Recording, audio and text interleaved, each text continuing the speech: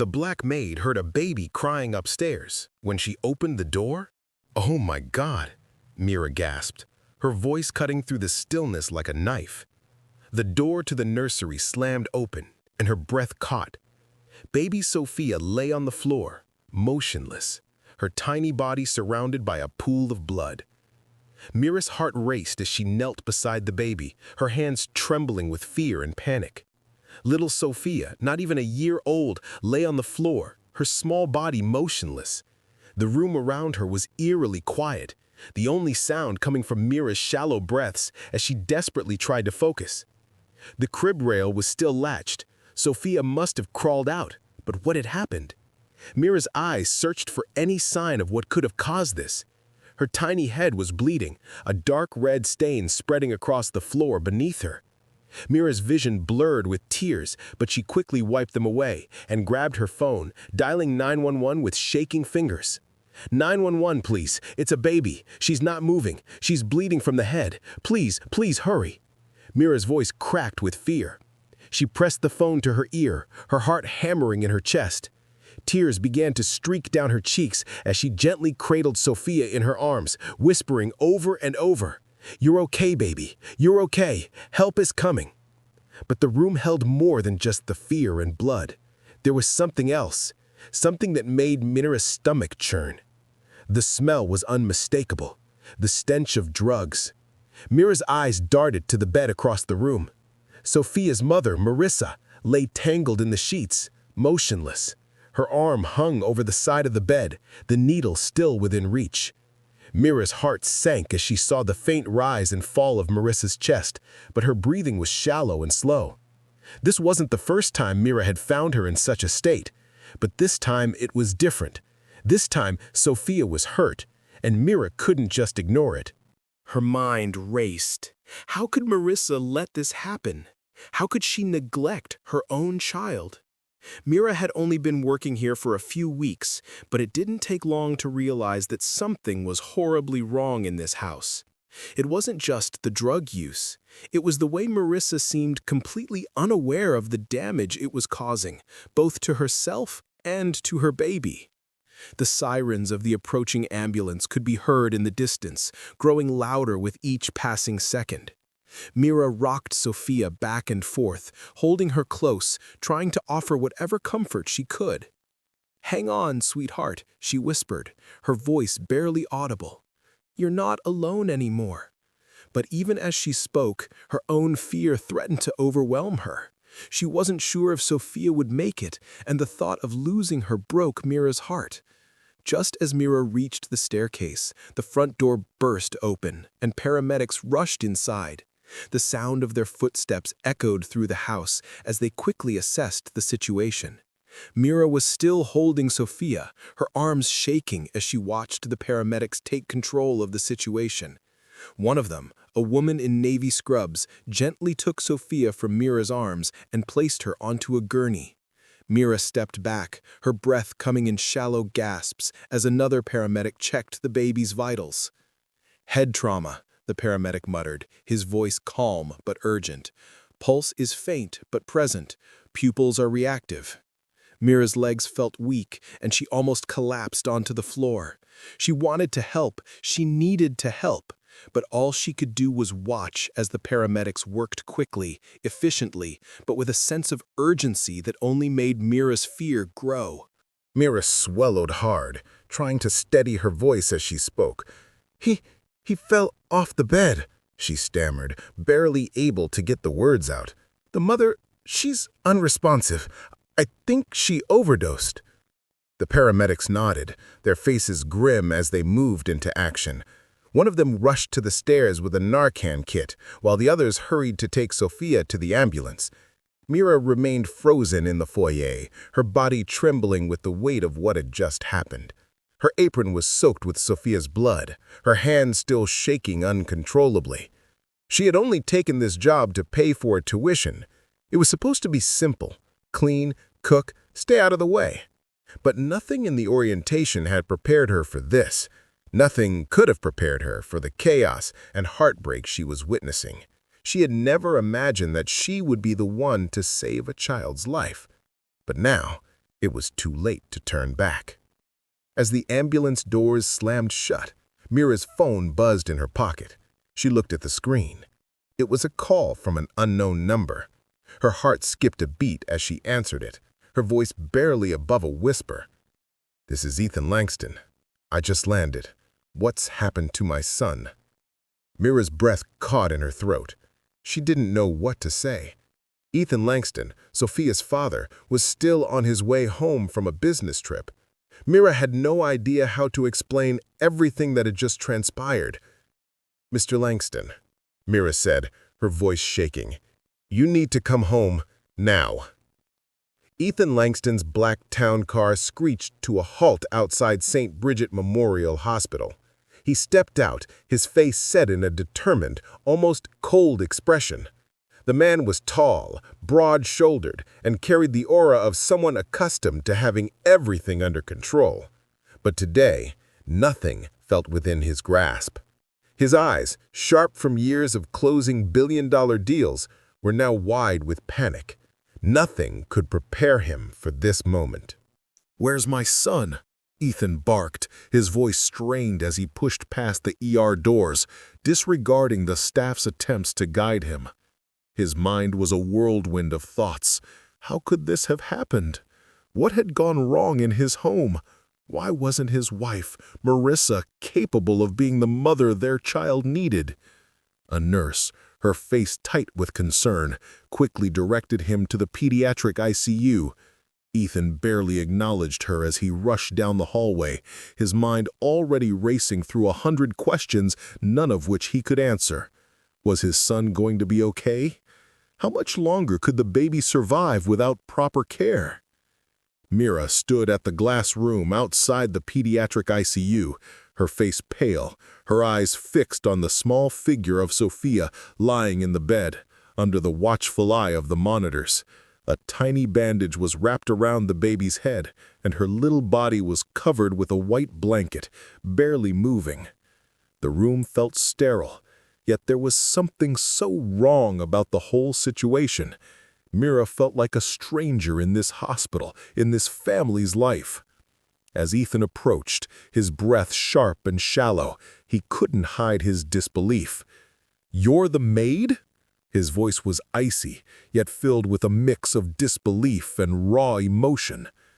Mira nodded, her throat tight with the weight of the day's events. "Yes, Evelyn Monroe," she said, her voice barely a whisper. She looked past him, at the small form of Sophia, her heart aching. She wanted to say more, but the words got stuck in her chest. She didn't know how to explain, how to make him understand.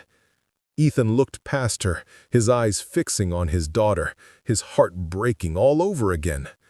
They said he hit his head, but he was bleeding, and his mother. His words trailed off, his body stiffening as he tried to comprehend the horror of what had happened. What had his wife done?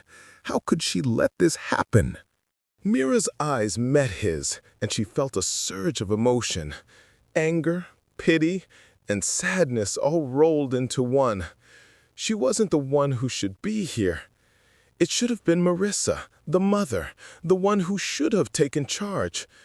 She wanted to shake him, scream at him to wake up, but instead she kept her voice steady. "Sir, I found her on the floor. Sophia must have crawled out of bed. Marissa, she was unconscious. There was heroin beside her. I called 911. Ethan's jaw clenched as he processed her words, a wave of guilt washing over him. Why hadn't he seen the signs? He'd been so wrapped up in his own world, in his work, that he hadn't noticed how deeply Marissa was spiraling. His eyes darted back to Mira, searching her face, trying to read her. "Why you?" he asked, his voice quiet, but tinged with a raw vulnerability. "Because no one else did," Mira replied, simply, her voice steady despite the tremor in her chest. "I didn't know what else to do. The baby needed help. I couldn't leave her there." Ethan stood in silence, his heart heavy with the weight of the truth. Mira was right. He had failed, not just as a father, but as a husband. He hadn't seen the depth of his wife's addiction, the toll it was taking on their child. He hadn't realized just how close he was to losing everything. The moment stretched, thick with unspoken words, until a nurse stepped out of the ICU room. "Mr. Langston," she said softly, "we've stabilized her. She's going to be okay, but it was close. Another hour without help, and it might have been too late." Ethan's knees almost gave way beneath him. He gripped the wall, his fingers digging into the cool surface as his mind reeled. "Thank you," he muttered, his voice barely audible, not knowing who he was thanking. The nurse, Mira, or perhaps the universe itself for sparing his child. Mira's eyes never left Sophia as she spoke softly. "She's strong," she said, more to herself than to anyone else. "She'll be okay. She just needs time." But time was something they were running out of. Ethan's mind snapped back to reality. "What about my wife? What happens now?" His voice was firm, demanding answers. The nurse hesitated, glancing at Mira before turning back to Ethan. "She's still unconscious. We've contacted the authorities. There's an ongoing investigation. Child Protective Services will be involved." Ethan ran a hand through his hair, his frustration boiling over. "This isn't the first time, is it?" he said, his voice hoarse with emotion. "She's been using, and I haven't seen it. I didn't know how bad it was." Mira looked at him, her gaze steady. "No, you didn't. But that's not the point now. Right now, it's about getting Sophia the help she needs, and getting your wife help, too." Ethan's eyes softened. "I didn't ask for any of this," he murmured, his voice thick with guilt. Mira nodded. "None of us do." 3 days later, the Langston estate felt quieter than usual. The house once filled with the faint hum of luxury now seemed hollow, like a shell that had lost its soul. Ethan sat beside his son's crib, his eyes focused on the baby's peaceful face, now free of the crimson stains that had once marred it. Sophia was healing, but the bruise on her forehead was a reminder of how close they had come to losing her. Mira had stayed by their side every day, a silent figure in the background, caring for Sophia when neither Ethan nor Marissa could. The weight of the past few days hung heavy between them. Ethan knew the truth now. He had been blind to the darkness creeping into his family. And even though Marissa had promised it was the last time, he wasn't sure he could trust her anymore. Ethan's gaze lingered on the small figure of Mira, who stood in the doorway, holding Sophia's favorite blanket in her arms.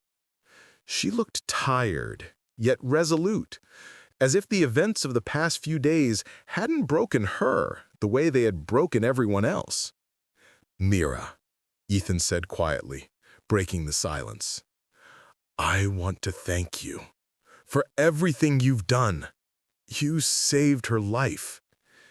His voice cracked slightly, but he fought to keep his composure. "I don't think I'll ever be able to repay you for this." Mira looked at him, her eyes soft yet distant. She hadn't expected gratitude, not from someone like Ethan Langston, who had always been surrounded by power and privilege. But there was something different about the way he spoke now, something that made her heart ache with sympathy. "I didn't do it for thanks," she replied quietly, walking over to the crib. She carefully tucked the blanket around Sophia, her hands moving with a tenderness that only a mother would know. Ethan watched her, and for the first time, he saw her for who she truly was.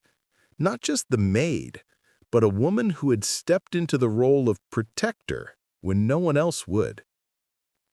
"Stay," Ethan said, his voice filled with a new kind of resolve. "I want you to stay.